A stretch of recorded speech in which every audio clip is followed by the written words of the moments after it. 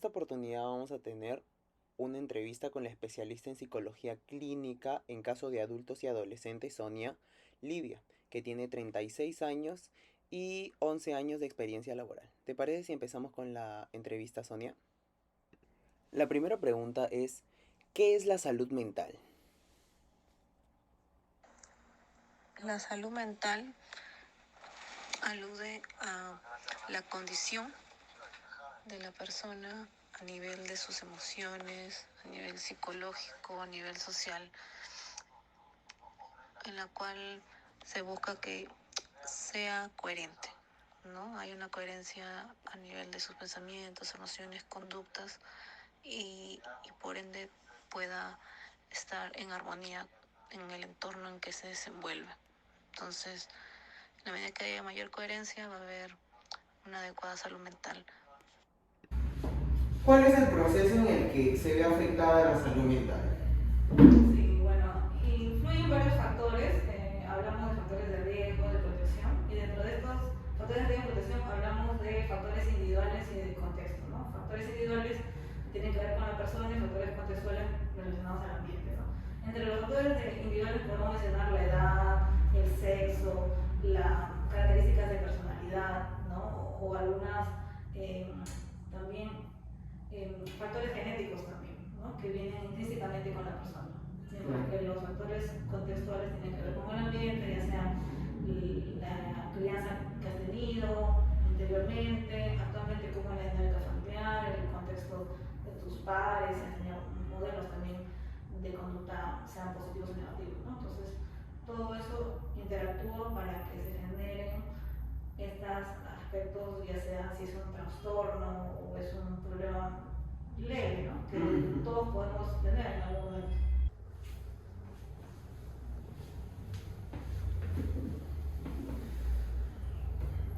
¿Los trastornos mentales son un tipo de discapacidad intelectual o una afección?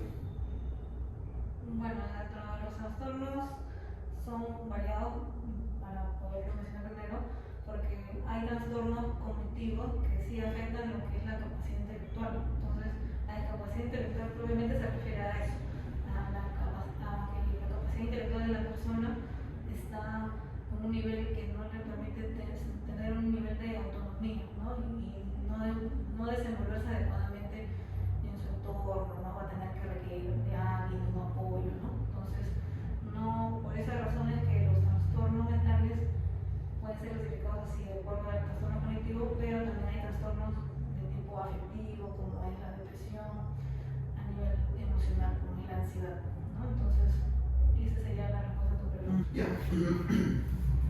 La pregunta 3 es, ¿el ser humano nace con trastornos mentales o se desarrolla con el tiempo o con evidencias?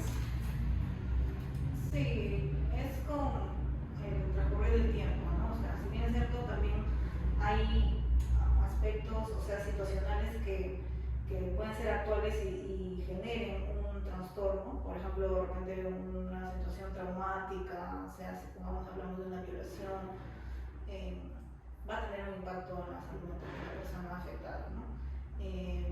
También hay factores de tipo como lo que hemos vivido todos, como la pandemia también, ¿no? Que ya en el transcurrir del tiempo, sumado a otros factores, porque tampoco no podemos hablar de un solo factor, que han ido más bien sumando para que la persona vaya desarrollando un problema, ¿no? Un problema de salud mental. De un grado en el cual ya se tendría que moderar a lo normal. Claro, porque hay niveles también y también categorías, ¿no? Si es un trastorno propiamente, ¿no? Para eso se tiene que hacer diagnóstico propiamente de cómo está la persona. O sea, aquí influye de que cualquiera de nosotros podría tener problemas mentales, pero hay un rango en el que ya se ven como que ya en específico para que ya se tienen que tratar un problema mental. Claro, sí, cada caso es diferente, de repente en algunos ameritarán un tratamiento corto, otros de tipo ya de largo plazo, incluso como se dice toda la vida, así como hay enfermedades físicas, ¿no? Que también requieren un tratamiento ya de por vida, ¿no? Por ejemplo, si hablamos de la esquizofrenia, como la diabetes también. Como adicción, claro, a nivel físico, sí. Enfermedades crónicas. ¿Cuáles son las causas de un trastorno de salud mental? Sí, bueno, yo previamente había mencionado acerca de los factores de riesgo, sobre todo, claro, para desarrollar un trastorno mental tiene que haber factores de riesgo de tipo, por ejemplo, a nivel individual, las características de la personalidad, si tiene una baja autoestima, también es algo que ayuda a que se desarrollen estos trastornos, ¿no? Ya sea también si la persona está en un constante nivel de estrés, ¿no? O una situación, como decía, de la familia, por ejemplo, si es una dinámica familiar disfuncional, ¿no? En la cual la persona a lo largo del tiempo ha desarrollado creencias, ¿no? Y por ende realizando conductas que no son adecuadas para la misma persona y también pueden incluso atentar con otras personas, ¿no? Por ejemplo, la violencia, ¿no? Pues en el caso que vemos de la violencia, que ya es algo que se repite continuamente en cadena, ¿no? A nivel de las generaciones, ¿no? Transgeneracional. ¿Consideras que una persona con enfermedades mentales logra sanarse o solo es cuestión de llevar un tratamiento? Sí, o sea, sí sería importante que no solo, o sea, hay casos y casos, ¿no? Yo recomiendo que se evalúe a la persona, ver en qué condiciones está, dependiendo de si es un caso leve, y aún tratándose de un caso leve, pues poder implementar a la persona de recursos personales dentro de la terapia, porque en el caso de nosotros como psicólogos usamos terapias que podemos, por ejemplo, reforzar habilidades socioemocionales, ¿no? Como por ejemplo a nivel de su interacción con otras personas, autoestima, ¿no? El manejo del estrés, resolución de conflictos, que son... ¿Cuáles son los indicadores de una persona que padece principio de trastornos mentales? Bueno, dentro de los indicadores podríamos mencionar la inadecuada gestión del estrés, ¿no? Constantemente nosotros estamos expuestos a un nivel de estrés. Si bien es cierto, hay personas que constantemente se cargan de cosas y por ende pues se les hace complicado lidiar con ello, pero también hay personas que tienen pocos recursos para gestionarlo y por ende ante un mínimo nivel de estrés de repente ya se sienten abrumados. ¿Es cierto que los trastornos mentales comúnmente conducen a actos violentos? No, también ahí hay que ver, hay algunos trastornos de tipo, por ejemplo, de impulsividad, de control de impulsos que sí pueden generar que la persona actúe de manera violenta. Sin embargo, hay otros trastornos como, ya sea si hablamos de trastornos alimentarios, trastornos de tipo, incluso catalogados dentro del ámbito clínico, también hablan de los trastornos de déficit de atención con hiperactividad, ¿no? O sea, estas personas que tienen ese diagnóstico no tienen por qué necesariamente llegar a ser violentos. Pueden tener conductas de ansiedad, ¿no? Manifestar indicadores, mejor dicho, de ansiedad. Y sí, pueden estar por el constante estrés, de repente tener mayor propensión a irritarle, pero sin llegar necesariamente a la violencia. A la violencia, claro. ¿Consideran que el estigma social influye mucho en una persona con problemas mentales? Sí, porque también eso impide que la persona pueda reconocer que tiene un problema, ¿no? Porque de repente nada va a tender a negarlo o minimizarlo y por ende no llega a pedir ayuda. Entonces esto va a retrasar que la persona pueda recibir un tratamiento oportuno. Entonces a medida que va pasando el tiempo, pues más se va a cronificar su problema y va a ser más complicado el tratamiento. ¿Considera que con el tiempo han crecido los casos de personas con problemas de salud mental? Sí, podemos ver el nivel de frecuencia, ¿no? O sea, o mejor dicho, que se ha hecho más visible, tanto porque ya las personas están accediendo al psicólogo a buscar ayuda, ¿no? Pero también por los factores contextuales en los que hemos estado viendo últimamente, tanto por la pandemia, bueno, si hablamos ya netamente del Perú, también la delincuencia, los factores de violencia que se han ido presentando, ¿no? Entonces, sí, esto como que ha generado una secuencia de que las personas, algunos hayan desarrollado unos trastornos, por ejemplo, de estrés postraumático, de ansiedad, de depresión, que se hayan activado en algunas personas, por ejemplo, si hablamos de la pandemia también, ¿no? Entonces, sí, yo considero, desde mi punto de vista, sí, que había un crecimiento. Incrementado, sí. Refiriéndose a un caso en específico suscitado en Estados Unidos como el de Jeffrey Dahmer, que fue expuesto a nivel global, ¿qué opinión tienes sobre este caso? ¿Y has visto, oído o tenido casos similares aquí en Perú?